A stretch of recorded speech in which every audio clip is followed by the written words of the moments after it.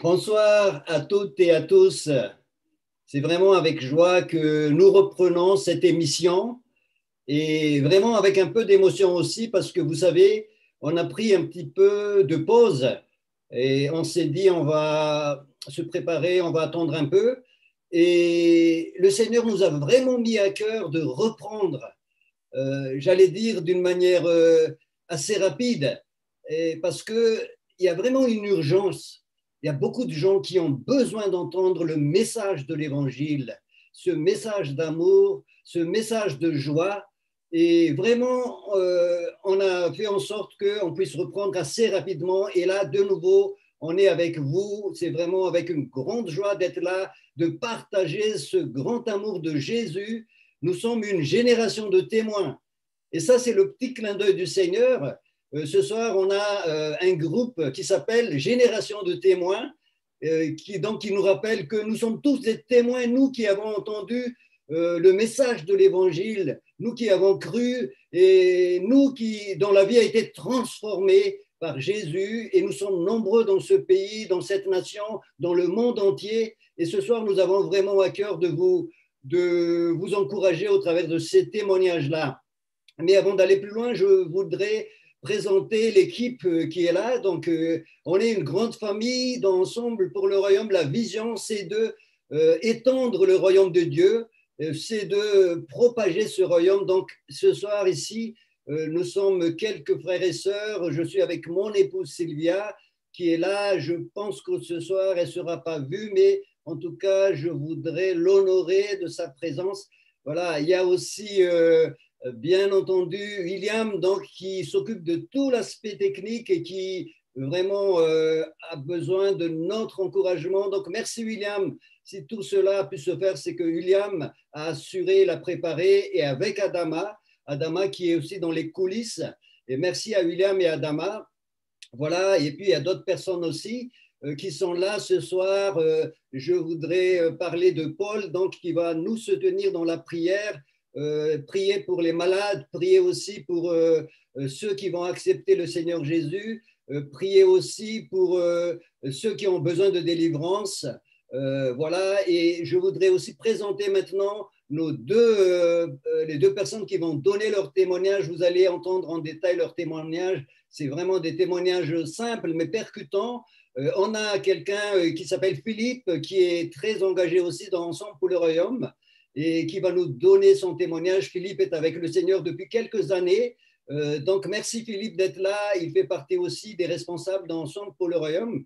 Il y a aussi Jean-Sébastien qui est là, qui est très jeune dans la foi, mais qui est très bouillonnant. Lui, il s'est converti pendant le confinement et Dieu l'appelle déjà à donner son témoignage. Nous sommes une génération de témoins ici et nous voulons propager la puissance de l'Évangile. Nous voulons propager le nom de Jésus parce que nous savons que dans les temps qui sont les temps de la fin, il y a tellement de gens qui ont besoin d'entendre ce merveilleux message, cette puissance de vie qui ressuscite les vies et qui donne un espoir qui change complètement toutes les choses dans la vie des personnes qui reçoivent Jésus.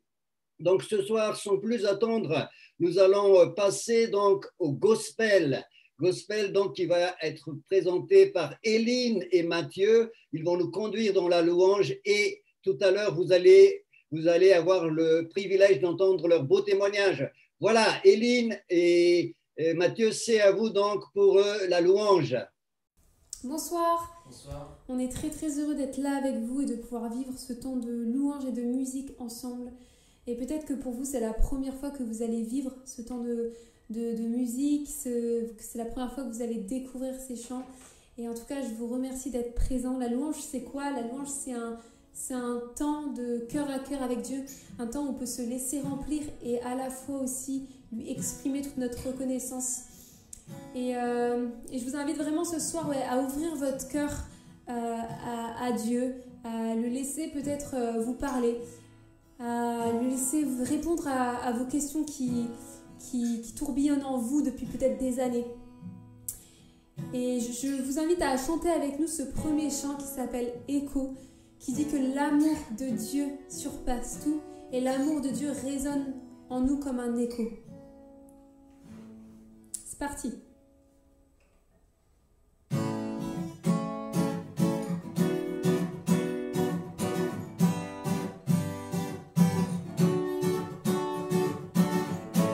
Quand la nuit tombait, l'angoisse surgit, au sans fin tu m'appelles. Quand ma foi faiblit et l'espoir t'arrive, oh, tu es mon appui. Lorsque je suis lasse, découragée, Dieu, tu es là pour moi.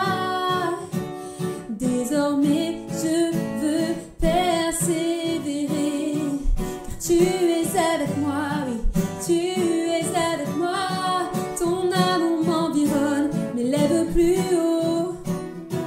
Il résonne dans mon âme, tel un écho. Ton amour m'environne, m'élève plus haut. Il résonne dans mon âme, tel un écho, écho dans mon âme. Oh, oh, oh, oh. Oh, oh, oh, oh, oh. Écho dans mon âme. Oh, oh, oh, oh. Oh, oh, oh, oh, oh. À chaque saison, tu renouvelles tes promesses envers moi. Qui peut s'opposer à ta volonté? Oh, qui peut t'arrêter lorsque je suis lasse, découragée? Dieu, tu es là pour moi. Désormais, je veux persévérer, car tu es avec moi, oui, tu es avec moi. Ton amour m'environne, m'élève plus haut. Il résonne dans mon âme, tel un écho. Ton amour m'environne, m'élève plus haut. Il résonne dans mon âme, tel un écho, écho dans mon âme. Oh, oh, oh, oh. Oh, oh, oh, oh, oh. Écho dans mon âme. Oh, oh, oh, oh. Oh, oh, oh, oh, oh. Ton amour m'environne, m'élève plus haut. Il résonne dans mon âme, tel un écho. Ton amour m'environne, m'élève plus haut. Il résonne dans mon âme, tel un écho, écho dans mon âme. Oh, oh, oh, oh.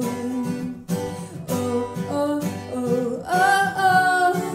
Écho dans mon âme. Oh, oh, oh, oh. Oh, oh, oh, oh, oh.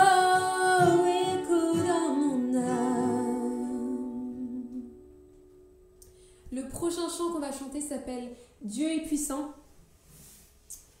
Et il parle de la puissance de Dieu, de combien Dieu est non seulement juste, mais il est aussi grand et il peut tout accomplir dans notre vie. Et ce chant nous encourage vraiment à ouvrir nos cœurs et à accepter qu'il a tout entre ses mains, qu'il nous aime et aussi qu'il peut faire quelque chose dans nos vies. Et qu'il va faire quelque chose dans nos vies.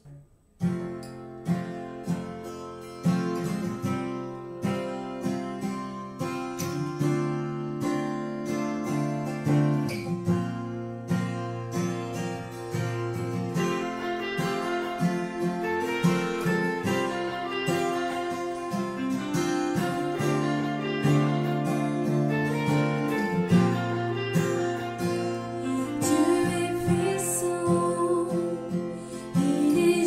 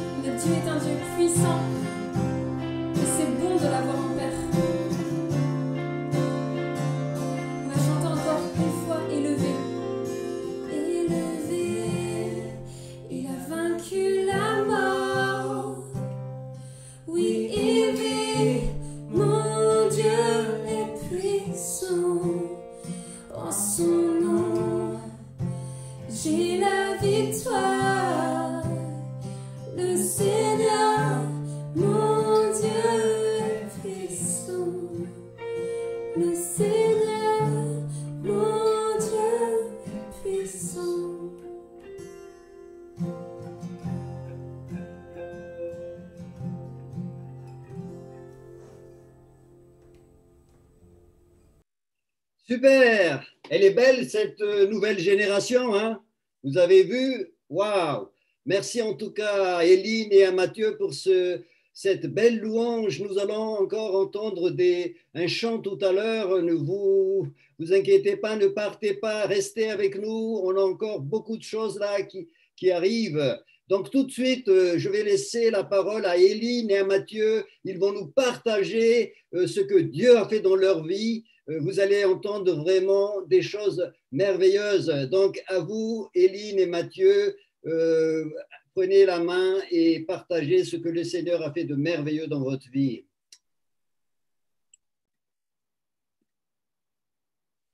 Bonsoir. On est vraiment content de partager cette soirée avec vous et on espère que vous avez passé un bon temps dans la louange avec nous malgré les soucis techniques. C'est jamais très évident en live. Pour se présenter, du coup, on s'appelle Éline et Mathieu, on a 24 et 25 ans. On est mariés depuis maintenant un peu plus d'un an, le 24 août 2019. Et pour préparer ce partage, on s'est posé la question de comment Dieu agit dans notre vie au quotidien et comment Jésus nous a transformés et continue de nous transformer jour après jour et de nous faire grandir. Quand on s'est rencontrés en 2017, donc il y a 3 ans, donc moi j'étais encore en études, donc des études de musique, et j'aimais Jésus. J'ai eu la chance et la grâce de grandir dans une famille qui connaît Dieu, qui aime Dieu. J'ai des parents qui nous ont appris qui nous ont donné l'envie de connaître Dieu, qui nous ont appris à lire la parole. Et du coup, j'ai grandi là-dedans et c'est naturellement qu'à l'âge de 17 ans, j'ai vraiment pris du recul et j'ai vraiment pris cette décision de faire entièrement confiance à Dieu dans ma vie et de croire pleinement en sa parole et à tout ce qui est écrit dans la Bible. Et à partir de là, du coup, j'ai fait mon petit chemin avec Dieu. Donc même si les années qui ont suivi, je remettais en question plein de choses, j'ai eu des moments sombres, des problèmes de santé, je doutais, des angoisses. Et pourtant, dans ces moments-là, j'ai vraiment vu la main de Dieu. À chaque fois, en fait, que je faisais un pas en arrière, c'était une occasion pour moi de creuser encore plus ce que disait Dieu et de connaître encore mieux qui il était. Et honnêtement, j'ai jamais été déçue par lui. Parce qu'à chaque fois que je creusais, eh ben, il y avait une immense surprise. Et c'est tellement incroyable de voir comment Dieu connaît le moindre détail de nos vies, connaît le moindre détail de notre personnalité, et sait pertinemment ce qui est le mieux pour nous et le plan qu'il a pour nous. Avec Mathieu, depuis jeune, moi j'avais choisi de vraiment me préserver de toute relation. Donc je désirais vraiment attendre la bonne personne avec qui je me marierais et je construirais ma vie. Et je savais que Dieu avait prévu quelqu'un pour moi et je priais depuis toute petite. En fait, je priais pour la personne qui allait être avec moi. Je priais que Dieu vraiment l'accompagne, que s'ils ne connaissent pas Dieu, ben, que Dieu le touche, que Dieu le préserve de plein de choses et que vraiment il soit prêt pour moi, tout comme je savais que Dieu me préparait pour lui. Et ce qui comptait le plus pour moi, le critère number one, c'était vraiment qu'il aime Dieu et qu'il veuille le suivre et qu'ensemble on construise quelque chose pour lui. Et parce que je savais que si c'était le cas, si Dieu était pleinement au centre de notre vie personnelle, de notre relation et au centre de notre couple, je savais qu'on allait pouvoir surmonter n'importe quelle épreuve et je savais surtout qu'on allait s'aider à grandir mutuellement avec lui. Et je vais laisser la parole. Voilà, donc c'est pas une petite responsabilité.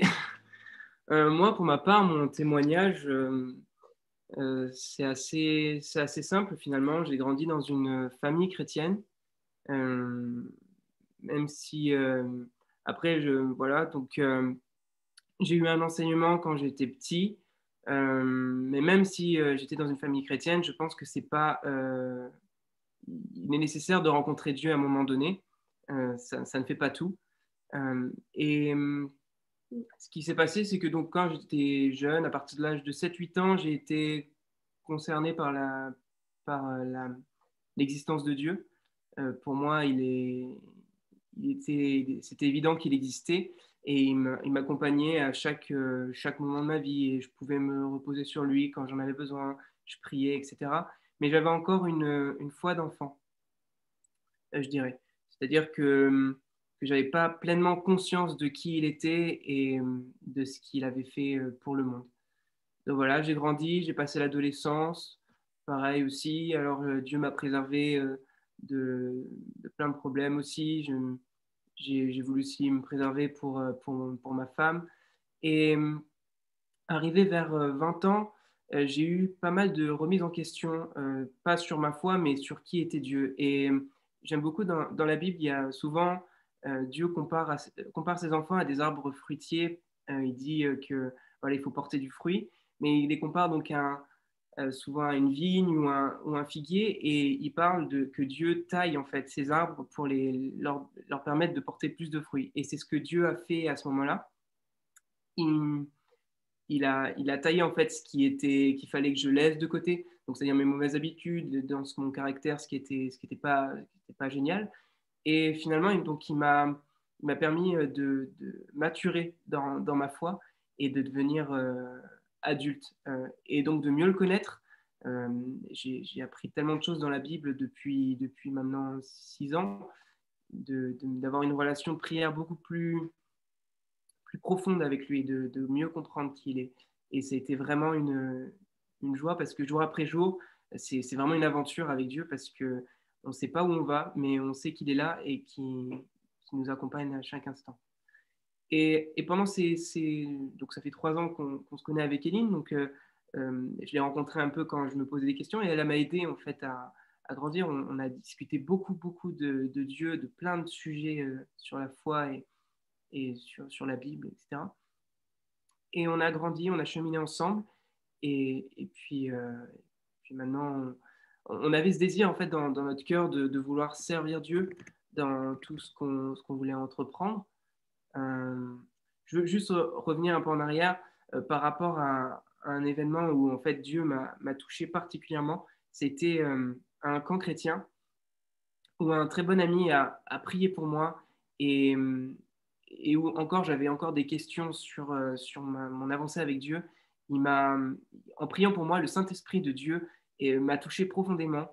Je l'ai senti intérieurement où il a, comme une sorte de bulle, il a chassé toutes les interrogations et les angoisses que je pouvais porter. C'est incroyable ce qui s'est passé pendant 3 mois, je ne dis pas de bêtises, pendant 3 mois qui ont suivi, j'étais tellement dans une joie profonde et où j'ai pu vraiment goûter à la joie de Dieu pleinement.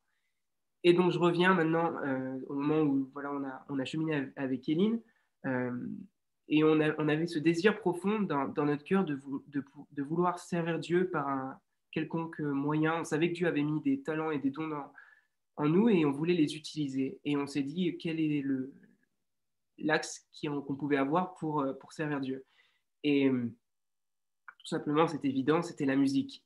Chacun, on a eu un parcours musical pendant notre enfance et on a voulu l'utiliser. D'ailleurs, il était complémentaire et on a pu construire un projet, voilà, avoir une vision sur ce qu'on voulait faire pour servir Dieu.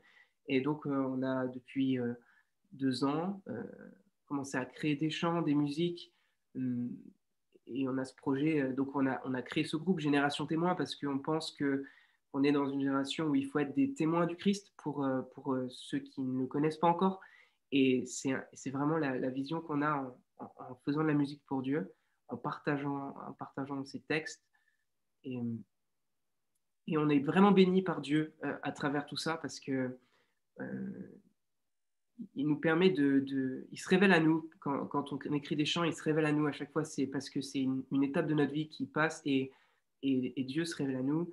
Il permet de rencontrer du monde et de vivre la paix, la joie, tout ce qui est dans le royaume de Dieu au final. C'est une vraie grâce. Qu'est-ce qu'on pourrait dire de plus? Je crois qu'on arrive au bout de notre témoignage. Ah oui, au quotidien peut-être, on pourrait dire comment... c'est vrai que maintenant dans le mariage, voilà, comment on vit. Avant, on avait notre vie, donc chacun de notre côté avec Dieu, comment on a grandi et comment il s'est révélé à nous. Et là, au quotidien, dans le mariage, c'est encore plus beau parce qu'on peut partager ce qu'on vit avec Dieu, on le vit ensemble et Dieu nous parle et c'est super aussi, voilà, tout simplement. Super. Merci Eline, merci Mathieu pour ce beau témoignage. Vraiment, ça nous touche le cœur et nous savons que dans ce pays, dans cette nation, dans le monde dans lequel on est, il y a beaucoup de jeunes qui cherchent à être heureux. Et là, vous nous donnez un témoignage extraordinaire qu'avec Jésus, on peut vivre vraiment une vie de couple en harmonie.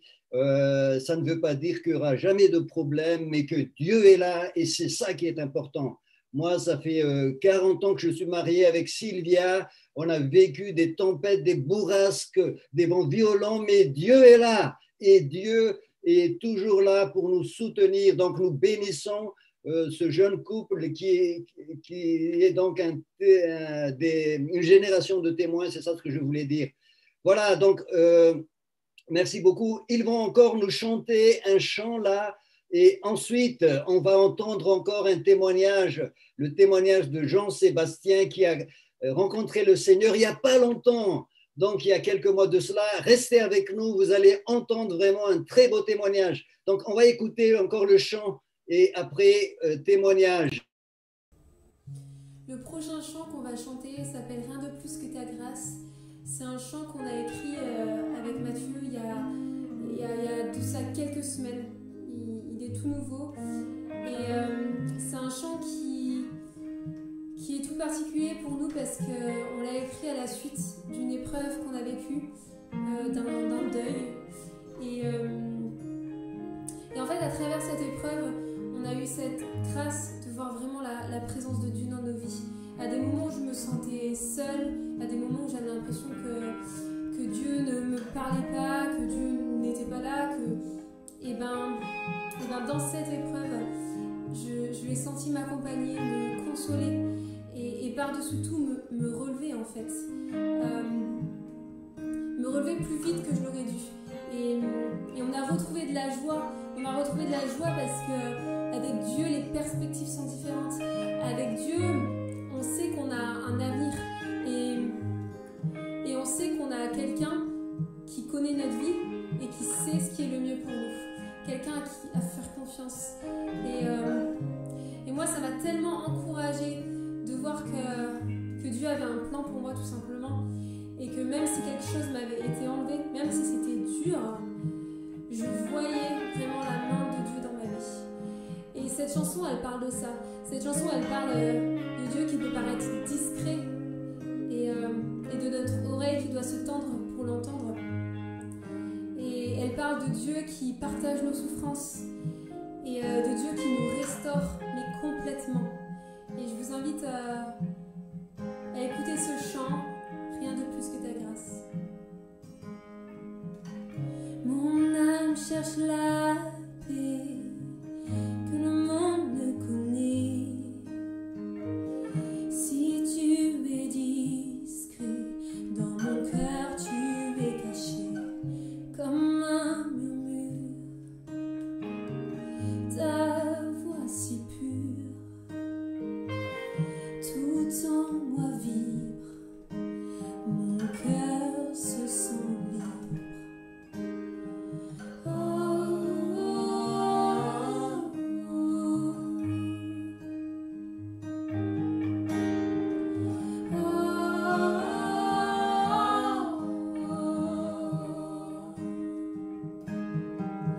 Si nous souffrons, tu souffres, tu me connais.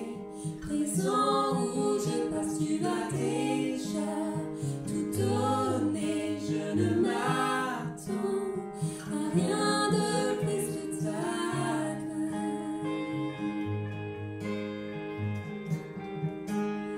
À rien de plus que ta grâce.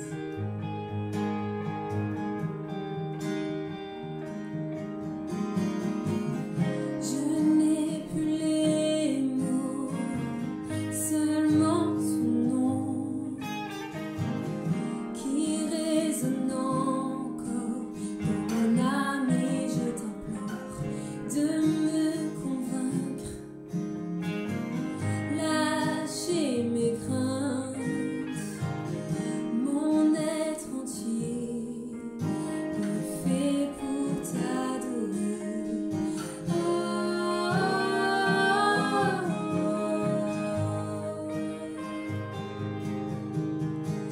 oh, oh.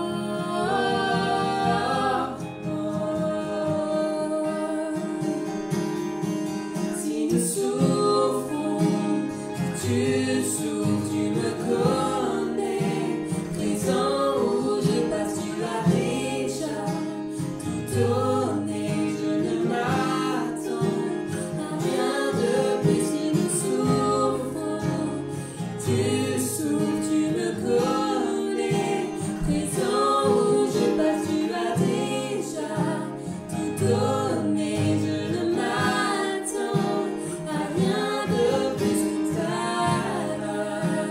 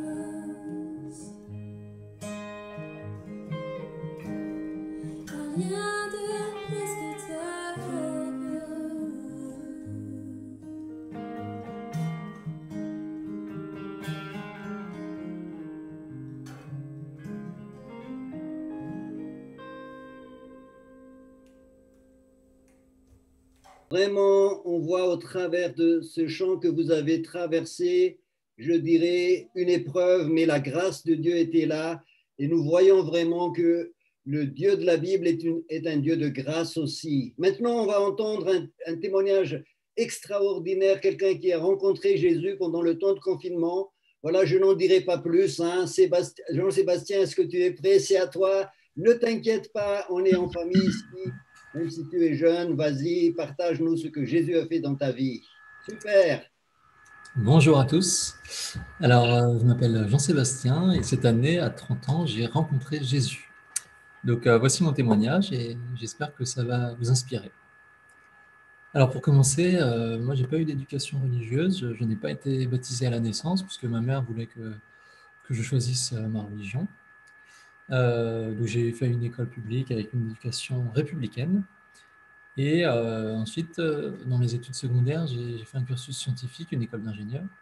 Et j'avais un esprit très cartésien, voilà, qui croyait surtout aux choses matérielles. Je ne crois que ce que je vois, voilà, ce genre de choses. Et donc, j'ai commencé à travailler ensuite, et donc à avoir un quotidien, une routine. Et ce qui s'est passé, c'est que j'ai senti qu'il manquait une pièce dans le puzzle de mon cœur. Je commençais à avoir soif de plus que ce que je vivais au quotidien, bien que j'avais une vie pourtant très remplie, agréable, voilà, pas de souci. Et donc je voulais savoir, même, par exemple en regardant les étoiles, ce genre de choses, je sentais qu'il y avait plus que ce qu'on pouvait voir de nos yeux, de nos propres yeux. Et donc j'ai décidé de tout simplement rechercher des choses spirituelles. Donc j'ai commencé par l'auto-hypnose, en lisant un livre d'auto-hypnose, et j'ai pu vivre quelques expériences, voilà, des premières expériences, pas énormément de choses, mais des petites expériences, et j'ai voulu aller plus loin en faisant ce qu'on appelle la sortie hors du corps. Donc bon, en France, ce genre de choses, on n'en parle pas trop, mais c'est quelque chose qui existe, qui est très reconnu un peu partout. Donc j'ai voulu faire des sorties du corps.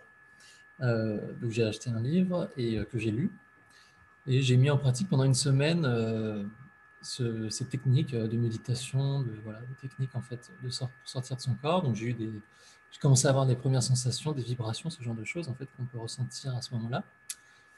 Sauf que je ne savais pas qu'à ce moment-là, en fait, quand je faisais ce genre de pratique occulte, en fait, j'ai ouvert une porte au mal et aux démons.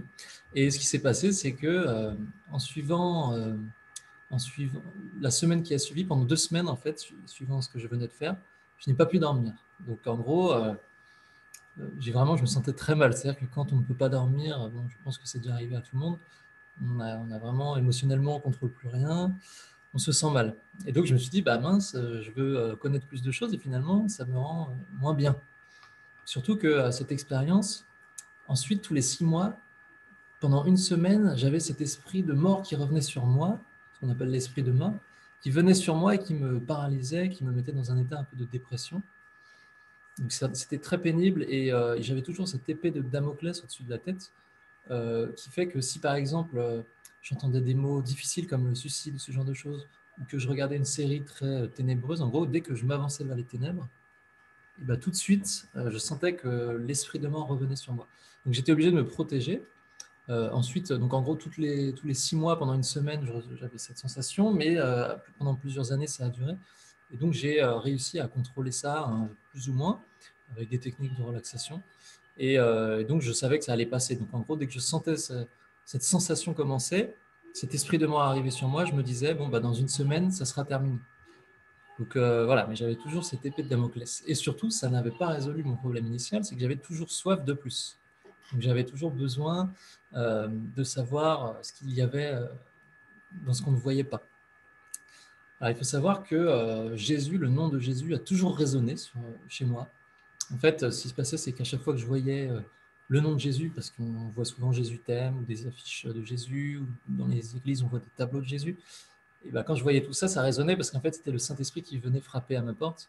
Même si je ne comprenais pas à l'époque, je n'ouvrais pas la porte, malheureusement. Et ce qui s'est passé, c'est que pendant le confinement, le premier confinement, donc en mars 2020, j'ai encore entendu le nom de Jésus et puis je me suis dit, bah, cette fois, je vais m'intéresser vraiment puisque ça résonne et à un moment donné, il faut que je sache ce qui se cache derrière.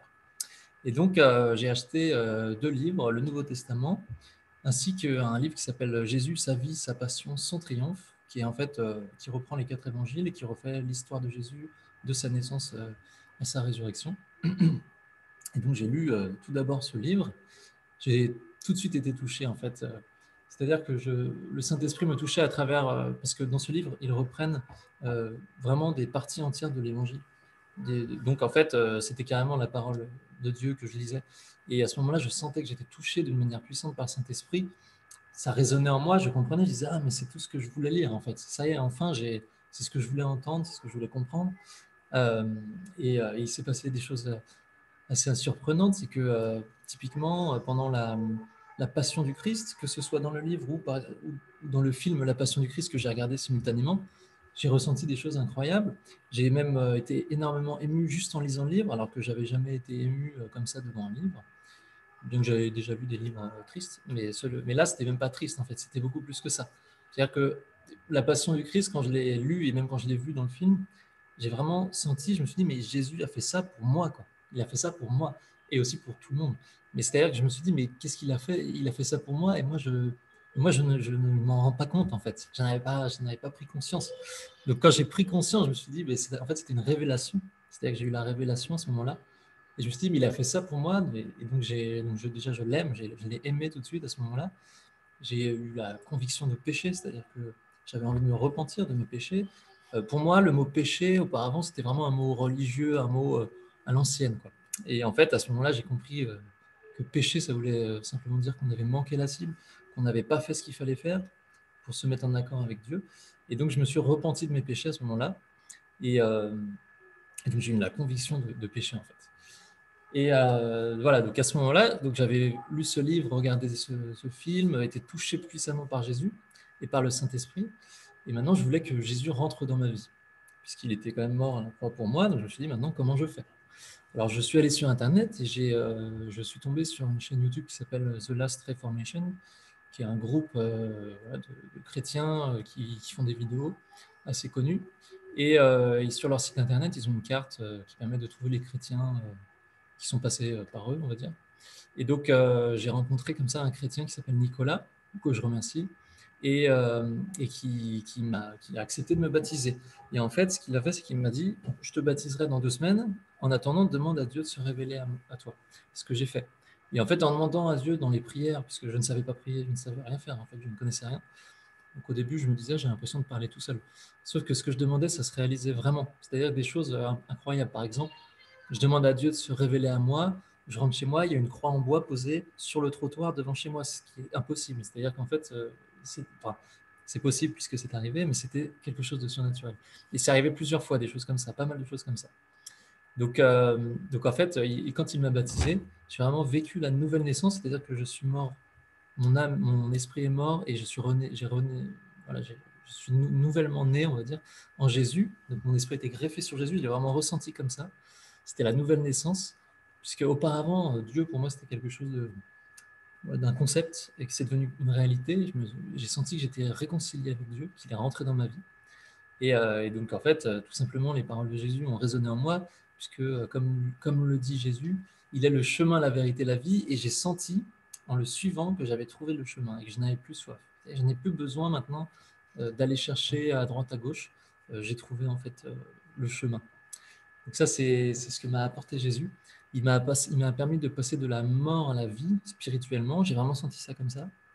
Et alors, il y a eu des conséquences en fait sur ma vie après, puisque ce baptême, c'était en juin 2020. Et donc, je suis baptisé depuis peu de temps, en fait, depuis 6 mois à peu près. Donc, en fait, ce que ça m'a apporté, tout d'abord, maintenant, je vis dans la paix du Christ. Alors, ça peut être un peu, c'est pas forcément précis comme terme, mais la paix du Christ, c'est-à-dire que s'il y a des moments où je me sens mal, où je vais pas bien, ce genre de choses, j'ai juste à prier, à remettre à Jésus, à écouter des louanges en chantant. En fait, remettre à Jésus mes problèmes et il s'en charge. Et vraiment, on sent que le fardeau, on lui transmet le fardeau et c'est lui qui le prend comme il nous a pris nos péchés à la croix. Et c'est vraiment ça que j'ai ressenti et que je ressens au quotidien maintenant. C'est-à-dire que maintenant, je vis au quotidien avec Jésus. Il est toujours avec moi quand je prie, quand j'ai besoin de lui. Et donc, typiquement, tous les problèmes que j'avais de dépression, d'esprit de mort ont quitté ma vie, puisque maintenant je suis protégé par le sang de l'agneau, toutes les forces sataniques en fait ne peuvent plus m'atteindre grâce à ça. Et donc, je l'ai vraiment vécu, puisque maintenant ça fait voilà, plus d'1 an, j'ai plus rien en fait, j'ai plus rien eu. Et donc oui, j'ai vécu aussi plusieurs expériences surnaturelles depuis que je suis baptisé. Donc typiquement, la plus impressionnante que j'ai vécue, c'était un jour où j'étais en voiture. J'écoutais des louanges, donc c'était au mois d'août. J'écoutais des louanges chrétiennes de Jésus, voilà, sur Jésus. Et c'était sur le périphérique. Et à ce moment-là, j'ai commencé à parler en langue. Donc le parler en langue, c'est marqué dans la Bible, en fait, c'est quelque chose de connu. Et j'ai commencé à parler en langue d'une manière, on va dire, contrôlée. Et ensuite, j'ai senti que c'était plus moi qui le faisais. Le Saint-Esprit, en fait, qui faisait jaillir des fleuves d'eau vivant en moi, comme c'est indiqué dans la Bible, et vraiment ça sortait tout seul, je ne contrôlais plus rien. Et même j'ai trouvé ça bizarre, je ne comprenais pas, je ne pouvais plus arrêter le flux des paroles qui sortaient de ma bouche, qui ne voulaient rien dire. Hein. Le parler en langue, ça ne veut rien dire. Et à ce moment-là, j'ai vu une banderole immense sur un pont avec écrit Jésus t'aime Jean, donc je m'appelle Jean-Sébastien. Donc là, voilà. Et instantanément, j'ai senti une paralysie. C'est-à-dire que je me suis dit, mince, je vais avoir un accident. Bon, heureusement, le Seigneur était là, hein, puisqu'il était en train justement de me montrer sa présence. Donc j'ai pu me garer sur la bande d'arrêt d'urgence. Et alors là, à partir de là, j'étais paralysé. Je ne pouvais plus bouger, ça ne m'est jamais arrivé. Pendant 5 minutes sans bouger, impossible de bouger. Alors j'ai essayé d'appeler André, qui ne captait pas malheureusement. Donc j'étais un peu... là, je ne savais pas trop comment réagir. Donc une fois que cet événement s'est passé, donc je me suis garé, j'étais vraiment dans une joie immense, intense, et j'avais envie d'en parler à tout le monde, vraiment de diffuser énormément ce message et ce qui venait de m'arriver. Donc je suis arrivé chez mon ami, justement parce que j'allais chez un ami, et donc il a été très étonné, il a été touché en même temps parce que je lui disais, parce que j'étais entièrement sincère, je venais juste de vivre cette expérience, c'était très fort. Voilà, donc j'ai vécu d'autres choses, mais bon, je ne vais pas rentrer dans les détails. Et sinon, ce que ça m'a apporté beaucoup aussi, c'est que ça m'a permis de rencontrer beaucoup de chrétiens, par Nicolas, ensuite par André, maintenant, parce qu'André est pasteur, donc il a voilà, il crée des événements, ce genre de choses, et donc grâce à lui aussi, je peux rencontrer d'autres chrétiens. Et c'est vrai que quand nous sommes tous réunis ensemble, entre chrétiens, je sens le Saint-Esprit qui vient au milieu de nous d'une manière très puissante. C'est pas quelque chose de matériel qu'on peut expliquer, c'est pas scientifiquement prouvable, mais vraiment il est là, on sent sa présence. Et en fait, on a envie de chanter, on a une joie, une énergie. C'est le feu du Saint-Esprit qui vient parmi nous. Et voilà. Et donc, typiquement, un autre miracle, quand même, juste pour rentrer, je ne vais pas rentrer trop dans les détails, mais par exemple, samedi dernier, on a aidé des gens qui avaient besoin d'aide et en groupe, on était une trentaine. Et à ce moment-là, par exemple, j'ai vu un miracle devant moi, une personne qui ne pouvait plus marcher, et ben en fait, qui avait un problème au pied, qui a été guéri instantanément, qui s'est mis à sauter, à courir, qui a pleuré, qui a été touché par le Saint-Esprit, parce qu'en fait, il s'est dit, c'est pas possible ce qui m'arrive. Et donc, en fait, le plus beau, c'est même pas la guérison physique, c'est vraiment la guérison psychologique et spirituelle. C'est-à-dire que la personne a été touchée par le Saint-Esprit, et là, maintenant, il a accepté Jésus d'ailleurs ce jour-là. Donc, pour clôturer, mes frères et sœurs, moi, je vous encourage à demander à Dieu de se révéler à vous, puisque si vous lui demandez vraiment avec foi et avec ferveur, il se révélera à vous toujours, parce qu'en fait, c'est comme si votre enfant frappait à votre porte et que tout le monde lui ouvrira la porte. Et bien là, Dieu il fera la même chose. Si vous frappez, il ouvrira la porte avec joie. Et même en fait, il attend que ça. Il attend que ça, puisqu'il a tellement d'amour à donner à chaque enfant qu'il suffit juste de l'accepter. Et après, tout devient merveilleux. En fait. Ça change la vie, quoi. Voilà. Merci Jean-Sébastien, waouh, merci, c'est vraiment super ce témoignage. Hein. Jean-Sébastien qui a été élevé, il nous disait, à l'école républicaine, qui a fait une école d'ingénieur, donc la tête bien formée pour être rationaliste, rationnel. Et voilà, Jésus est venu frapper à sa vie, waouh. Voilà, Jésus n'est pas une religion, Jésus est une relation, c'est une personne vivante qui est là. Et peut-être que tu passes par là actuellement. Jésus est en train de toucher ta vie. Laisse-toi toucher. Ne résiste pas. Nous allons écouter le témoignage de Philippe. Philippe qui va nous partager aussi son parcours. Voilà, vous allez voir, c'est puissant, c'est merveilleux. Philippe, c'est à toi. Prends la main. Sois béni. Ok, merci. Bonsoir à tous. Je m'appelle Philippe, j'ai 53 ans. Je suis marié, j'ai 4 enfants. Étant jeune, j'ai reçu une éducation assez stricte du côté de ma mère et du côté de mon père, c'était plutôt fais ce que je dis mais regarde pas ce que je fais. Donc j'ai été baptisé 2 mois après ma naissance, j'ai fait mes 2 communions et ce que j'ai retenu du catéchisme, c'est la définition de la foi que m'avait donnée le curé. Voilà, la foi c'est croire en Dieu. Mais juste après ma 2e communion, j'avais plus envie d'aller à l'église. J'y allais tous les dimanches et j'avais plus envie. Donc du coup j'ai renoncé à avoir la foi, j'ai renoncé à croire en Dieu. Alors, j'ai fait plein de bêtises dans ma vie. Voilà, c'était du mensonge, des vols, beaucoup d'erreurs. Et je reproduisais tout ce que je voyais faire par mon père, des vols, l'alcoolisme, du racisme, l'adultère, etc., etc. À 26 ans, j'ai rencontré une fille d'origine juive et sa maman était chrétienne. Elle m'avait offert un Nouveau Testament. Alors moi qui avais horreur de lire, j'ai commencé à lire les évangiles. Mais voilà, le fait de lire les paroles de Jésus qui disait toujours la même chose, en vérité je vous le dis, en vérité je vous le dis, au bout d'un moment, j'ai changé d'évangile et en fait j'ai fait les 4 évangiles, mais ça racontait les mêmes histoires, sous une forme un peu différente, mais avec les mêmes termes.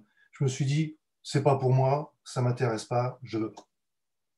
J'ai quitté cette femme 5 ou 6 ans après, et après l'avoir quittée, j'ai quitté mon travail aussi, je suis tombé dans l'alcool, la drogue, la débauche, j'étais super susceptible, j'étais paranoïaque, j'étais accro aux horoscopes aussi. Voilà. Et quelques jours après, fin octobre 98, pardon, donc j'avais 31 ans, une période où j'allais m'enfoncer encore plus profondément dans les drogues dures, parce que je fumais que du shit, mais j'en consommais énormément. C'était vraiment à outrance. Et j'ai une voix qui m'a parlé, qui me disait « Philippe va à la FNAC, Philippe va à la FNAC ». Au bout d'un moment, j'ai dit « C'est bon, j'en pouvais plus ». J'ai dit « C'est bon, ça va, je vais à la FNAC ». Donc je suis parti avec ma voiture, je suis allé dans ce magasin et je suis resté 4 heures à la librairie au rayon motivation, développement personnel. Et finalement, je suis ressorti avec 16 livres, pour quelqu'un qui n'aimait pas lire, avec un montant d'un peu plus de 1600 francs, soit à peu près 250 € de maintenant. Et en rentrant de la FNAC, j'ai eu un accident sur la route. Je vous ai parlé des détails, hein. Mais la passagère qui était dans la voiture de devant a simulé d'être gravement blessée au cou. Et ce qu'ont m'ont également confirmé les pompiers et la police, bon, du coup, vu qu'il y avait un accident avec soi-disant blessé, donc commissariat de police, et le commissaire de police m'a dit « Monsieur, on voit que vous êtes de bonne foi, on ne va pas vous verbaliser parce que vous avez un défaut de contrôle technique. On vous laisse 1 mois pour réparer votre voiture, vous revenez nous voir et tout se passera bien. » Donc du coup, je suis rentré chez moi et j'ai commencé à réparer un peu la voiture et à lire les livres que j'avais achetés, tout en faisant les travaux en même temps. Et le câble du compteur de la voiture était cassé. Donc je roulais depuis des mois sans compteur qui tournait. Et vu que le kilométrage a été relevé par la police, si je reviens 1 mois après avec le même kilométrage, dites-vous bien que ce n'est pas une amende que je vais avoir, c'est peut-être un peu plus lourd. Donc du coup, j'ai acheté un câble de compteur pour le remplacer. Alors pour le retirer du tableau de bord, ça va tout seul, on retire le câble, ça va tout seul. Par contre, pour le retirer sur la boîte de vitesse, j'ai beau tirer, je ne comprenais rien, j'arrivais pas, je m'énervais, je n'arrivais pas. Et je me suis rappelé, j'ai dit, mais attends, tu viens de lire un livre sur la prière. J'ai repris le bouquin, c'était marqué quoi? À la prière, tu disais, voilà, c'était un peu un truc du genre, tu lèves les yeux au ciel, tu lèves les mains et tu dis à Dieu, Dieu, éclaire-moi. C'est ce que j'ai fait, Dieu, je vois rien, éclaire-moi. Et du coup, je me rapproche de la voiture et là, je vois un faisceau de lumière qui éclaire un côté de la boîte de vitesse et qui éclaire une goupille, comme une goupille d'extincteur, pareil. Et là, je me dis, waouh! Je tire la goupille, le câble vient tout seul. Je dis, là, c'est quand même pas aussi simple que ça. Je prie, je suis exaucé. Je dis, waouh, il y a un truc.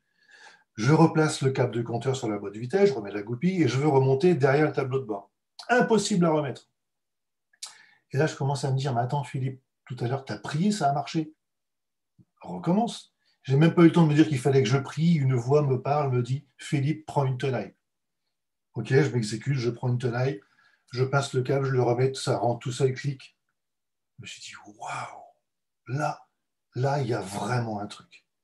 Les pensées se bousculent dans ma tête et je me rappelle que quelques années auparavant, j'ai enregistré 2 films sur une cassette vidéo et je ne les avais jamais regardés. Donc le lendemain matin, je me lève à 6 heures du matin, c'est là où en général je me couchais, et je regarde le premier film qui s'appelle La Bible. Pardon ? C'est ça, quand les gens sont dans le nombre, Dieu n'amène pas le nombre. Nathalie ? Continue, Philippe. Hein. D'accord, ok. Donc voilà, le film La Bible. Et voilà, je lis en même temps, donc je récupère la Bible que m'avait offert ma copine lorsqu'on s'était séparés. Elle m'avait offert une Bible, donc je sors la Bible et je lis en même temps les 22 premiers chapitres de la Genèse en regardant le film. Et là, je me suis dit, waouh, c'est super, c'est beau. Donc, le film d'après, que je regarde, le deuxième film, la plus grande histoire jamais contée, j'ai tout racheté en DVD, la plus grande histoire jamais contée, la vie de Jésus. Et donc, je cherchais dans ma Bible les évangiles pour relire en même temps. Donc, le film se passe et au bout d'un moment, Jésus commence à prêcher. En vérité, je vous le dis, oh non, ça ne va pas recommencer. Et finalement, je continue à regarder le film avec un grand intérêt parce que la Bible disait la même chose que les paroles de l'acteur qui jouait. Et à la fin, Jésus, crucifié pour une croix, accusé injustement, innocent, mais crucifié, délaissé, mis dans un tombeau. J'étais triste, mais triste. J'ai alors compris que cet homme innocent était mort pour moi, sur la croix, pour me sauver, moi qui étais pécheur et qui méritais de mourir, mais surtout pas lui. Et j'étais complètement bouleversé. Quelques minutes se passent, c'était des ténèbres dans le film, et ce jour-là, fin octobre 98, c'est un jour très sombre, très gris, pas de soleil de toute la journée. Et à la fin, donc après, il y a la résurrection qui arrive. Là, on entend la mélodie, le Messie de Handel, Alléluia, Alléluia. Et là, j'entends une voix qui me parle et qui me dit, il est ressuscité, enfin le 3e jour, il est ressuscité d'entre les morts. Et là, je me suis mis à pleurer, toutes les larmes de mon corps, c'est des larmes de joie, de bonheur. Je me suis mis à pleurer, puis j'ai dit, oui, je crois. Et j'étais alors né de nouveau, complètement métamorphosé. Je l'ai compris après, âme, corps et esprit. J'étais plus le même. Donc, je me suis alors dirigé vers l'église qui était près de chez moi, parce qu'il fallait absolument que j'aille dans une église. Et quand je suis arrivé sur le parvis de l'église, j'étais frigorifié, j'avais froid, je n'étais pas bien. Je ne comprends pas. C'est-à-dire, tu viens de me convertir, il se passe quelque chose. Donc, je rentre dans l'église, je force quand même. Et quand je rentre dans l'église, je vois les statues, t'as des statues, des tableaux, j'ai dit non, je ne peux pas. J'avais l'impression d'être dans un glaçon. Tellement j'étais frigorifié. Je suis sorti en courant. J'étais triste et je ne comprenais rien. J'ai dit, pourquoi Dieu, tu me convertis? Pourquoi je ne peux pas rentrer dans une église? Alors, je me suis mis en quête d'une église et j'ai demandé au Seigneur de me guider et de me donner un signe pour me confirmer dans laquelle je devais aller. Et finalement, après de nombreuses et vaines recherches, je me suis retrouvé à l'entrée d'un grand parking, devant une église, mais comme l'heure était un peu avancée le dimanche matin, je ne voulais pas me faire remarquer en arrivant en retard.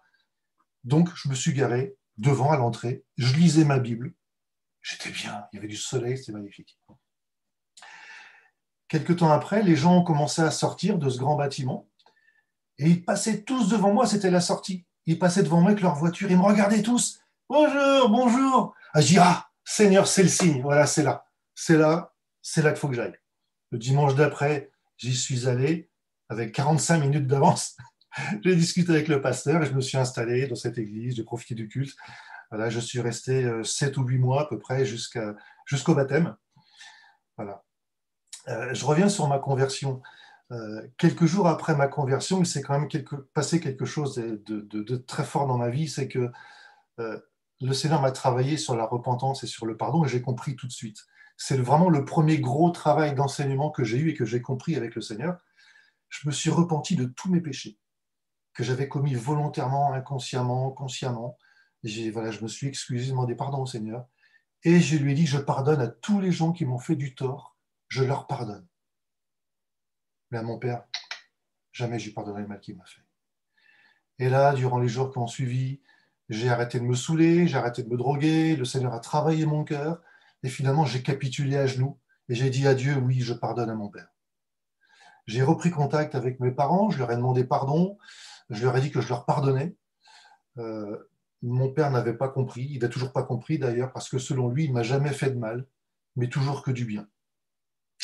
J'ai déménagé, je me suis rapproché de chez mes parents, j'ai changé d'église, et dans cette nouvelle assemblée, il y avait un frère qui organisait avec d'autres, des couples, un séminaire sur le mariage dans les Alpes. Et il m'a dit, viens, tu auras ta récompense. Et ben, j'y suis allé, et le soir, je me suis retrouvé dans une petite chambre à lire et à prier, et le Seigneur m'a conduit à lire les lettres aux 7 églises. Et lorsque je suis tombé sur ce verset qui dit « J'ai contre toi que tu as abandonné ton premier amour », là j'ai compris que j'étais venu dans l'espoir de rencontrer une femme, mais que j'en oubliais le Seigneur qui devait être lui à la première place dans ma vie. Puis l'Esprit m'a conduit dans la Genèse, au chapitre 2, et là j'ai vu que Adam a cherché une femme dans la création, mais il n'a pas trouvé. Et c'est Dieu qui lui a donné l'aide qui lui correspond, cette Ezer Kenegdo, selon son cœur. Et j'ai continué à lire, et le Seigneur m'a dit dans Genèse 24, et là, Genèse 24, c'est Eliezer, le serviteur d'Abraham, qui est parti chercher une femme pour Isaac. Et il a rencontré donc Rebecca au bord du puits. Il est revenu, j'abrège, il est revenu avec elle, et lorsqu'elle a aperçu Isaac dans le champ, qui était lui aussi au bord d'un puits, voilà, elle s'est couvert la tête, mais c'était au bord d'un puits. Et j'ai alors compris une chose importante durant cette nuit, que ce n'était pas à moi de chercher une femme avec mes critères, mais c'était plutôt à Dieu de la choisir et de me la présenter. Et j'ai alors fait une alliance avec Dieu cette nuit-là, et je lui ai dit, mon premier amour, c'est toi. J'arrête de chercher une femme, je m'occupe de tes affaires, tu t'occupes des miennes. Et si je ne peux pas rester seul, prépare-moi une femme et prépare-moi pour elle. Le jour où on sera prêt, tu me l'amèneras chez moi. C'est gonflé quand même, mais c'est l'alliance que j'ai faite avec le Seigneur. Entre-temps, le Seigneur a mis un Paul sur mon chemin. C'était un frère qui s'appelle Georges, un frère avec qui j'ai parcouru des centaines de kilomètres en évangélisant, en distribuant un calendrier, on distribuait des versets bibliques.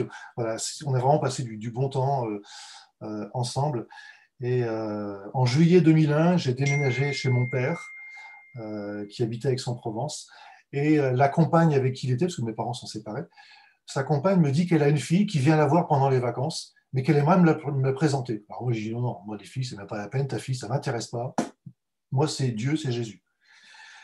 Et puis elle m'a tellement saoulé avec ça, bon, j'ai dit, ok, c'est bon, ta fille, je la verrai mardi soir 20h30.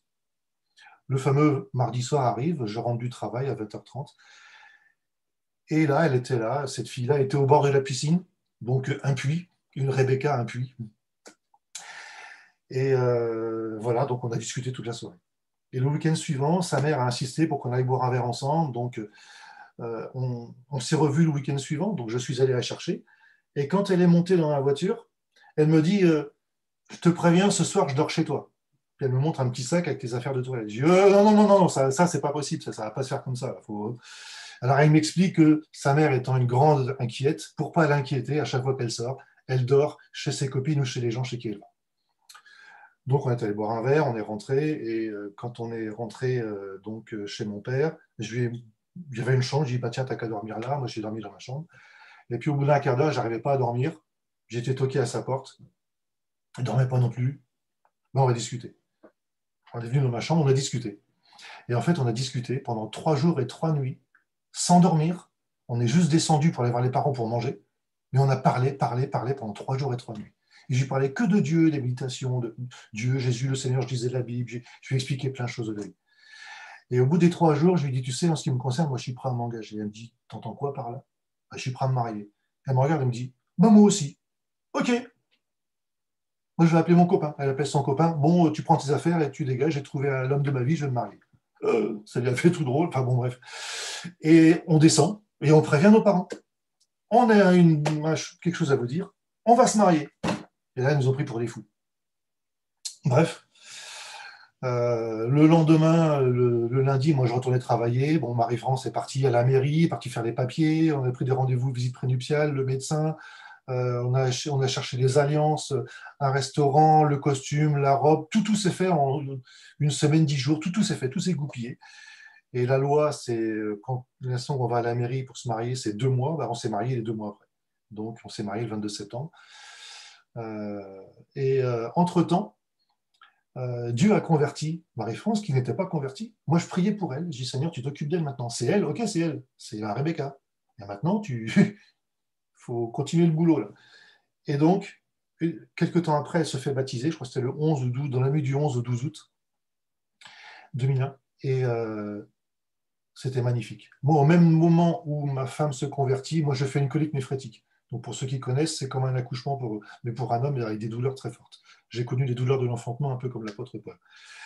Et une semaine après, on va au bord d'une rivière, et moi, je priais, Seigneur, elle est convertie, Seigneur, le baptême, le baptême, le baptême, le baptême. Je priais. Et au bout d'un moment donné, on était faire un pique-nique, on passe le long d'une rivière. Elle me dit, voici de l'eau, qu'est-ce qui m'empêche d'être baptisé? Merci Seigneur. C'était le 18 août. On est descendu dans la rivière, j'ai baptisé mon épouse. Et quand elle est sortie de l'eau, miracle, elle avait une cheville endolorie, une entorse qui lui faisait mal depuis des mois et des mois. Dieu a fait ce miracle. Elle était complètement guérie.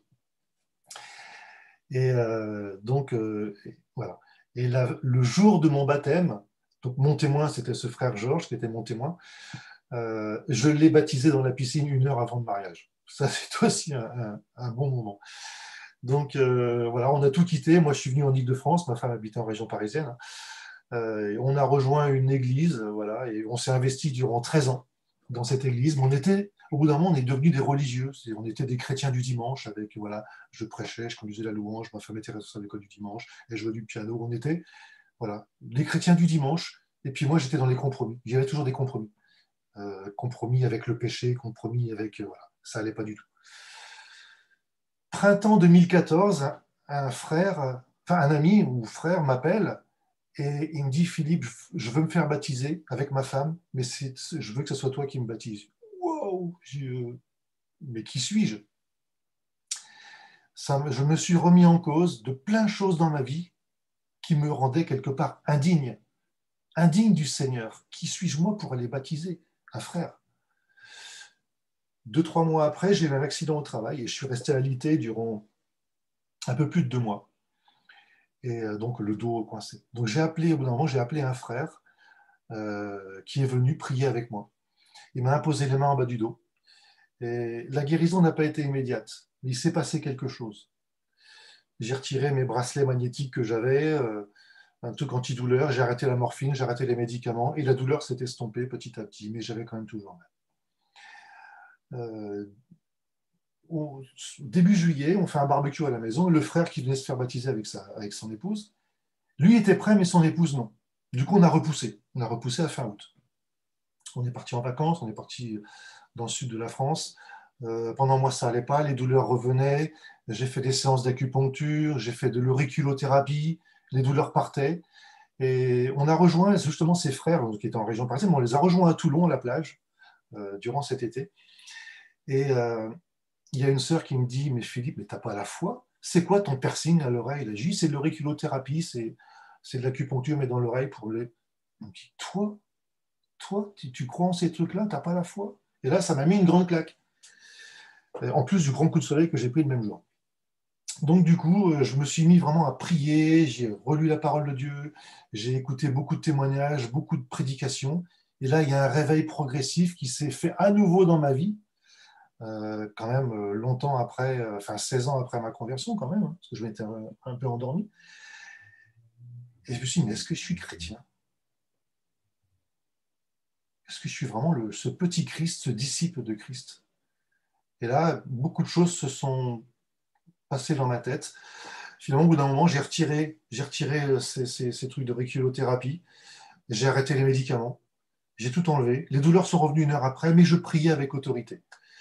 Au même été, le même été, on est allé en Alsace pour le mariage d'un frère. Et quand on est rentré, il s'est passé quelque chose. On a changé beaucoup d'habitudes dans notre vie. Il n'y a plus de télévision, plus de jeux vidéo. J'ai acheté des bouquins pour les gamins. Les enfants lisaient leur Bible. Bon, j'ai arrêté les jeux en ligne parce que je jouais à des jeux en ligne juste avant le baptême. Fini l'esclavage. Le Seigneur m'a vraiment délivré de beaucoup d'addictions. Donc, on a baptisé avec mon épouse ses frères et sœurs. Et une sœur m'a exhorté à lire Le Feu du réveil de Charles Finet. Donc j'ai lu ce bouquin et ça m'a permis de faire une grande liste de tous mes péchés. Et quelques temps après, ce frère qui était venu m'imposer les mains quelques mois auparavant, il me dit, est-ce que tu veux m'accompagner en Alsace? Je vais partir en Alsace pour une délivrance. Je lui dis, écoute, je veux bien t'accompagner et je t'emmène même si tu veux. Donc on y est parti. Et durant le voyage, le Seigneur, déjà la veille, j'ai fait un rêve, j'ai fait un songe, je ne vais pas vous le raconter, ce sera un petit peu long. J'ai fait un songe avec une sirène des eaux. Si ça parle à quelqu'un, ça vous parlera. Et donc, je lui raconte ce rêve et je lui dis, et là, le Seigneur me parle, confesse ton péché à ton frère. Et donc, je confesse mon péché à mon frère. Je dis, tu te rappelles quand tu m'as imposé les mains? Ça ne m'a pas guéri derrière le dos, ça m'a guéri de l'autre côté. J'étais accro à la pornographie, j'étais accro à la masturbation et le Seigneur m'a délivré complètement. Et là, c'était donc, en arrivant en Alsace, on a raconté, il me dit, raconte ton songe au frère. Je raconte le songe au frère. Le frère me dit, Stéphane, c'est pas toi qui descends, c'est lui. Donc, je suis descendu à la cave, j'ai lu Ésaïe 61, on a chanté des cantiques, et le frère a prié pour moi avec autorité, il a chassé les démons, il a brisé des liens, il s'est fait plein de choses. Et je suis revenu de ce périple en Alsace, qui a duré quand même pas mal de temps. Je suis revenu à la maison dans la nuit, et quand je suis revenu, j'avais l'impression d'être sur une autre planète. Je ne reconnaissais plus ma femme, je ne reconnaissais pas mes enfants. Je me suis dit, mais c'est qui ces impies? Qui sont ces impies? Je me sentais mais complètement. Et donc, le soir, je dis à ma femme, écoute, il faut qu'on parle. Donc, je lui ai confessé le péché que j'avais confessé à mon frère dans la voiture. Donc, je lui ai confessé. On était en larmes tous les deux. Voilà, voilà. Et en fait, on est revenu à l'évangile dans sa simplicité et à mettre en pratique l'exercice des dons. Moi, j'ai prié avec autorité pour briser plein de liens d'âme avec mon passé, toutes les femmes avec qui j'avais fréquenté, bref. Et le Seigneur nous a réveillés en même temps avec mon épouse. Donc, du coup, on a démissionné de tous les engagements qu'on avait dans notre Église, toutes nos responsabilités, et on a quitté l'Église. En bon terme, on a prévenu les anciens qui ont du mal à comprendre, mais voilà, on a tout quitté. Et on est resté 3 ans et demi sans Église dans le désert. Et finalement, par le biais d'un serviteur spécialisé dans la délivrance, on a rejoint une autre communauté qui vivait pleinement l'Évangile, comme dans le livre des Actes. Donc, dans cette communauté, je ne vais pas citer le nom, mais voilà, c'est avec André, avec Nicolas, etc. Et voilà, c'était des moments, une transformation dans notre vie. Et il y a 2 ans et demi, j'ai assisté à un séminaire de réveil avec un grand Danois chauve qui a été nommé tout à l'heure, Torben, de The Last Reformation. Et durant ce séminaire, le Seigneur m'a fait comprendre qu'il fallait que je me refasse baptiser parce que le diable me harcelait depuis des années pour me dire que ton baptême n'était pas valable, parce que la veille de mon baptême, j'avais couché avec une fille et j'ai eu des relations sexuelles avec elle pendant quelques mois et ça passait pas. Donc du coup, je me suis refait baptiser. Et ce même week-end, donc Torben est venu à la maison, ce même week-end, ma femme a été complètement transformée, elle a reçu l'effusion du Saint-Esprit, elle s'est mise à parler en langue. Mes 2 grands garçons se sont convertis, on les a baptisés le même week-end. Voilà, c'était quelque chose de magnifique, encore un nouveau changement, une nouvelle étape dans notre vie. Et maintenant, on fait pareil. On fait pareil. Donc, un exemple tout simple, il y a 2 ans, lors d'une campagne d'évangélisation sur Paris, j'ai croisé un homme dans la rue qui boitait assez sévèrement, un grand costaud qui boitait. Et il avait les pieds plats, une jambe plus courte que l'autre, 5 cm d'écart, et les jambes complètement tordues. Alors, avec une sœur, on l'a assis, on a prié pour lui, on a imposé les mains au nom de Jésus, on a prié pour lui. Il s'est relevé. Et là, il a dit « Oh, c'est un miracle, c'est un miracle !» Il était complètement guéri. Ses 2 jambes parfaitement alignées, les pieds étaient incurvés, et il marchait comme un mannequin dans un défilé de mode. C'était magnifique. C'était waouh. Donc voilà, ça, c'est des choses qui nous disent « Waouh, Seigneur, tu es puissant, tu es vivant. » Et nous aussi, on peut le faire. Il a dit « Vous ferez les plus grandes choses que vous. » Donc maintenant, avec mon épouse, on est actifs pour le royaume de Dieu. On prie pour les malades, on voit des miracles et des guérisons régulièrement et on aide les frères et sœurs aussi à vivre des délivrances. Donc on a rejoint des ministères de délivrance. On a compris qu'au nom de Jésus, on pouvait prendre autorité, on pouvait chasser les démons, parce que notre combat, il n'est pas contre les hommes, il n'est pas contre la chair, il est contre les autorités, contre les puissances, contre les dominations. Donc Dieu nous a placés quelque part comme des sentinelles en tant que disciples de Christ. On est comme des sentinelles pour veiller sur nos frères, mais pour les avertir et non pas pour les juger. Voilà, donc voilà, pour conclure, on suit une école biblique personnalisée. Alors, ce n'est pas un institut, ça n'a rien à voir. On suit une école à distance. Et notre vie de disciple est transformée profondément de jour en jour, de semaine en semaine. Le confinement a aidé beaucoup pour notre plus grand bonheur et surtout pour la gloire de Dieu. Voilà, je vais arrêter là. Soyez bénis. Voilà. André, je te laisse la parole. Oui, merci Philippe pour ce témoignage qui mérite d'être écouté. Voilà, vous savez que Jésus, quand il vient dans votre vie, ce qu'il veut, c'est d'abord vous sauver. Voilà l'évangile. Vous passez de la mort à la vie, dit la parole de Dieu. Il y a une parole dans l'évangile de Jean, au chapitre 4, au verset 24, qui dit ceci: si quelqu'un entend ma voix et qui croit en celui qui m'a envoyé, il a la vie éternelle. Il ne vient pas en jugement, mais il est passé de la mort à la vie. Ça, c'est la première étape indispensable, c'est la repentance. La repentance, c'est reconnaître que je suis pécheur devant Dieu. Non pas que je suis pécheur parce que j'ai commis des péchés, mais je suis pécheur parce que j'ai hérité du péché originel. C'est-à-dire, je suis pécheur parce que le péché est viscéralement attaché à mon être. Tu ne peux ne pas être pécheur. Et c'est pour cela que même les petits-enfants, vous avez remarqué, très rapidement, les petits-enfants deviennent égoïstes, deviennent ceci, cela, parce qu'il y a cette nature pécheresse qui est rattachée à leur vie. Et c'est pour cela que nous avons besoin de ce que la Bible appelle la nouvelle naissance. Donc, passer de la mort à la vie, vivre la nouvelle naissance, c'est la première étape. Mais ça ne s'arrête pas là. Jésus transforme notre vie. Et c'est ce que Philippe nous a raconté tout à l'heure. Il est passé d'une vie, je dirais, charnelle à une vie encore charnelle, mais à la fin, Jésus opère ce que la Bible appelle une vie de sanctification. Voilà, et c'est ce qu'il a vécu. Et c'est très important, frères et sœurs, d'ouvrir votre cœur à Jésus. Je vais vous lire un verset biblique qui dit ceci: Dieu prouve son amour envers nous en ceci: lorsque nous étions pécheurs, Christ est mort. Ça, c'est dans Romains chapitre 5, verset 8. Dieu prouve son amour. Dieu a prouvé son amour. Vous savez, prouver son amour à quelqu'un, c'est ce qu'on demande souvent quand on veut se marier. Est-ce que tu me donnes la preuve d'amour? Est-ce que tu m'aimes vraiment? Donc, Jésus a prouvé son amour pour chacun de nous. Qu'est-ce qu'il a fait? Il a donné sa vie.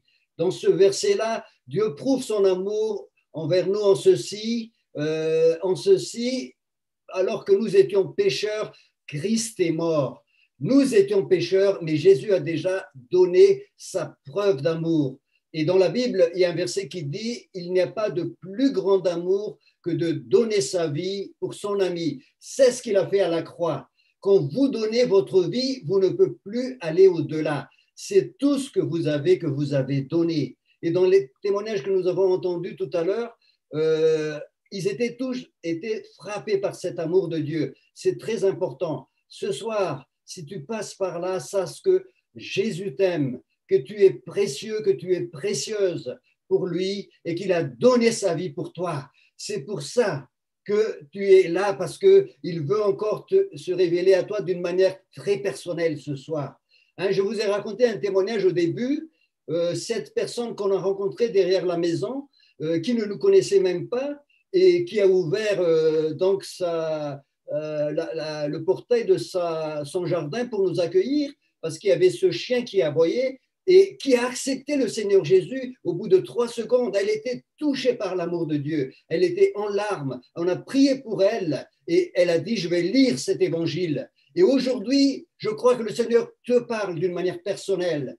Le Seigneur te dit aussi dans ce passage de Romains chapitre 5, il a dit, en ceci Dieu prouve son amour pour nous, pour chacun de nous, lorsque nous étions sans force, Christ est mort. Peut-être qu'aujourd'hui, tu es sans force, tu es épuisé, tu es déprimé, tu n'as plus de ressources, tu es vraiment sans force. Sache que Dieu veut que tu viennes à lui tel que tu es.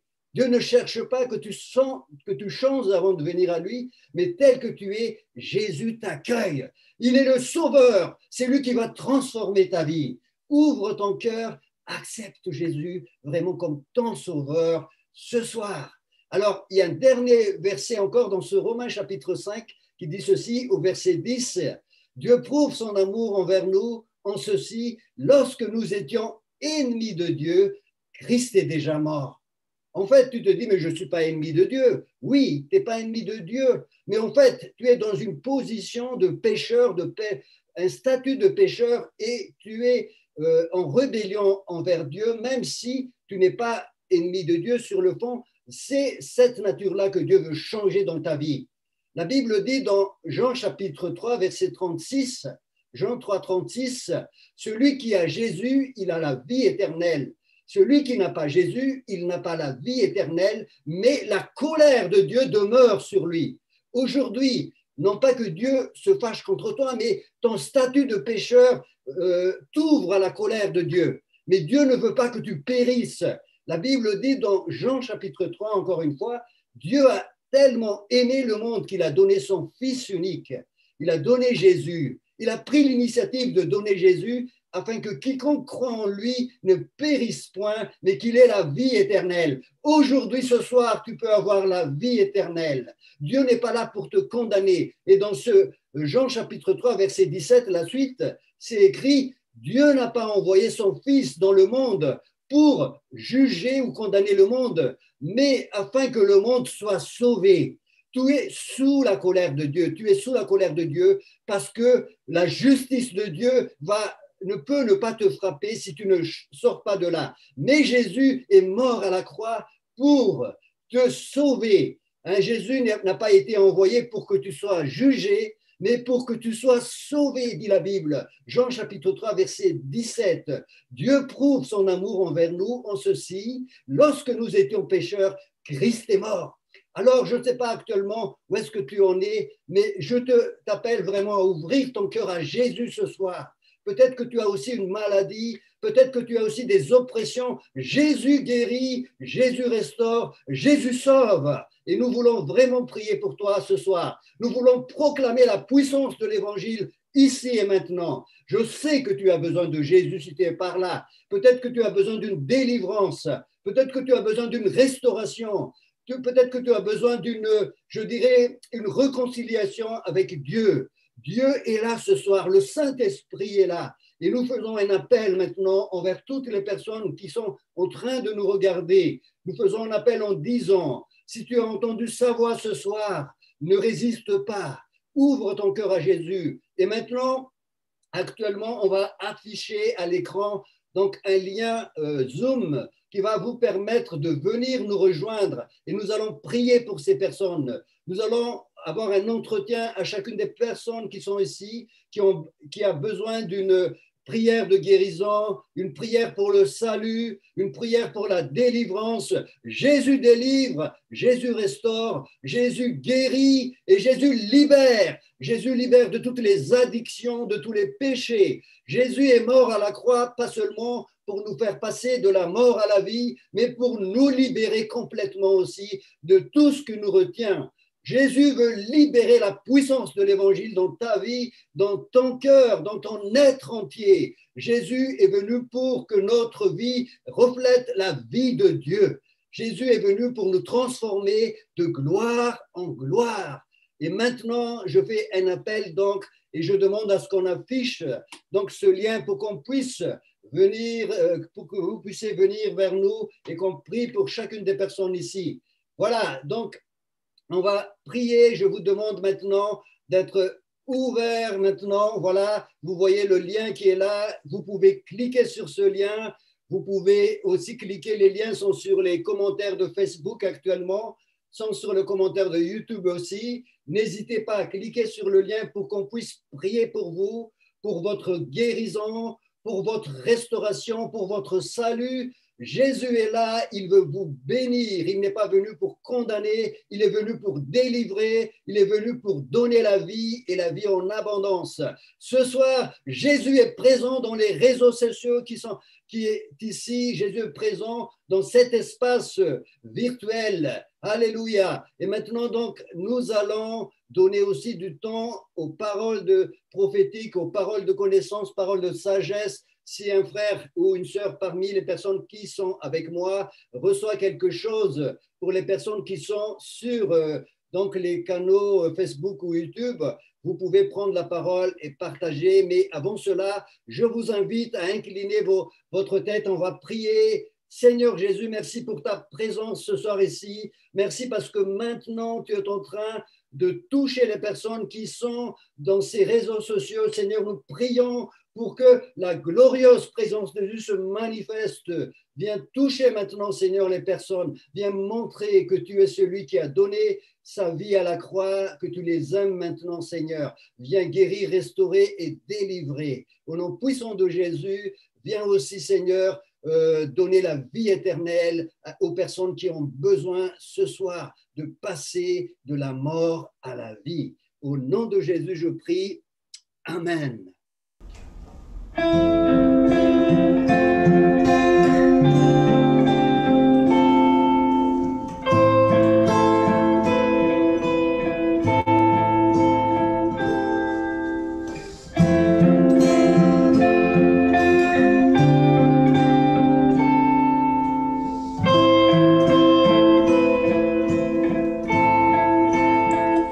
Me voici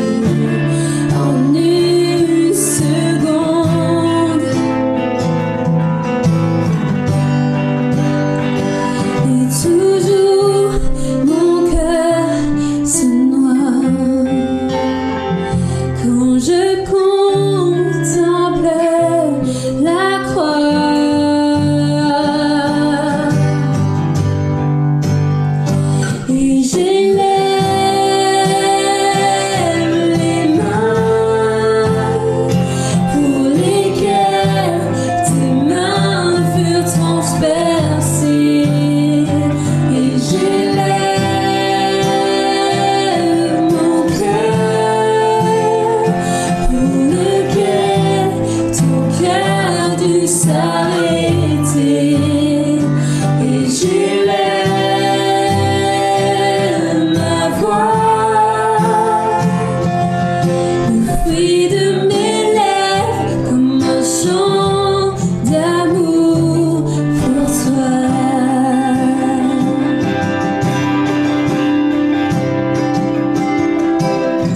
Ce n'est plus moi qui vis, ce n'est plus moi qui vis, ce n'est plus moi qui vis, c'est Christ qui vit en moi. Ce n'est plus moi qui vis, ce n'est plus moi qui vis, non, non, ce n'est plus moi qui vis, c'est Christ qui vit en moi.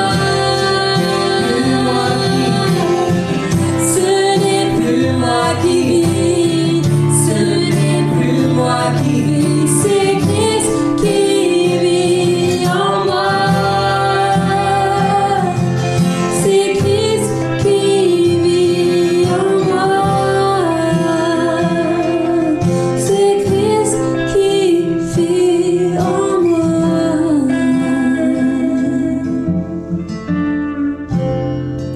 Et j'élève les mains pour lesquelles tes mains furent transpercées. Et j'élève mon cœur pour lequel ton cœur dut s'arrêter. Et j'élève ma voix, le fruit de mes lèvres comme un chant d'amour pour toi.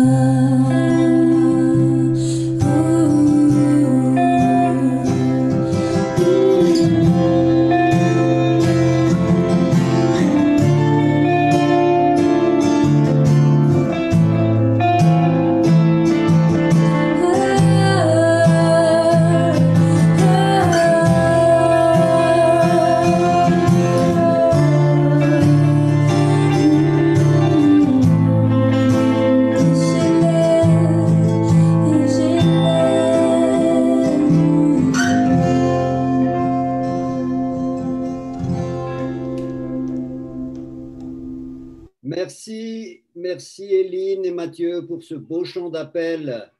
Merci et le Seigneur te touche encore ce soir. Le Seigneur est en train de toucher ton cœur, de toucher ta vie. Merci pour quelques personnes qui sont venues donc nous rejoindre.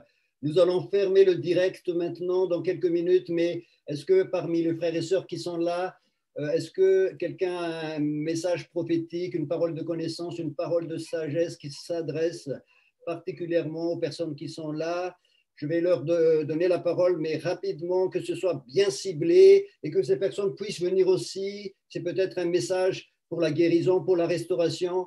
Donc, si quelqu'un parmi nous a cette parole avant qu'on ferme le direct et qu'on invite les gens, qu'on prie pour ces personnes qui sont là, est-ce que quelqu'un a une parole?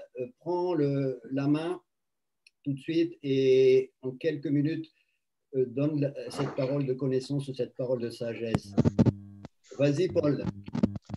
Oui, moi, je ressentais vraiment beaucoup de cœurs blessés. Et ça aurait été bien que tu lises Ésaïe 61. Enfin, je ne sais pas, moi, je n'ai pas de Bible sur moi, donc c'est pour ça que je ne le lis pas, mais ça serait bien de lire Ésaïe 61. Il y a beaucoup de cœurs blessés.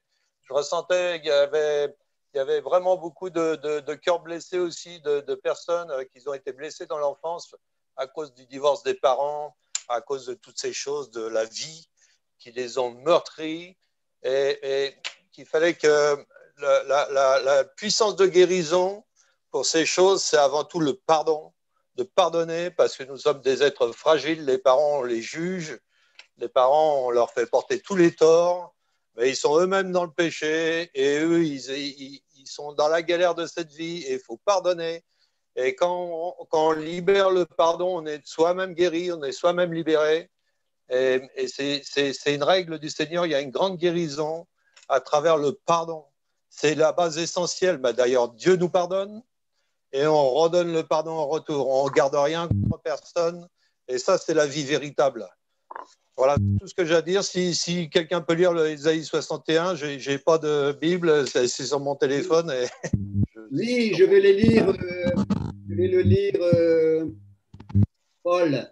Donc, voilà, Ésaïe 61 qui est aussi actualisé par Jésus dans Luc chapitre 4, verset 18.